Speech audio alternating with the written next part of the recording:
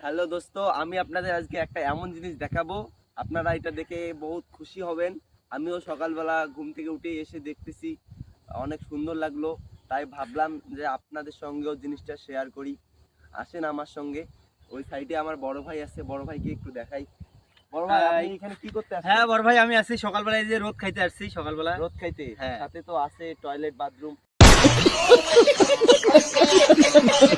Sorry sorry sorry, এটা তো জঙ্গল বাড়ি না, আমরা প্রকৃতির মাঝে আসলাম। আর প্রকৃতির ঠান্ডা আবহাওয়া এবং এখানে- সকালের মেঘাচ্ছন্ন রোদ খুব সুন্দর লাগে, তাই আমরা রোদ এবং হাওয়া বাতাস খেতে এই জায়গায় আসি। ইয়েস। আর এর ভিতর আপনি একটু আসেন, কাছে আসেন, কাছে আসেন। আপনার আরেকটা জিনিস দেখাই যে দেখেন, এটা একটা আমাদের পুরা ক্ষেত বাড়ি। ভাই সরি, ভাই সরি, ও আপনি এখানে ছিলেন, সরি সরি। এটা আমাদের পুরা একটা ক্ষেত বাড়ি।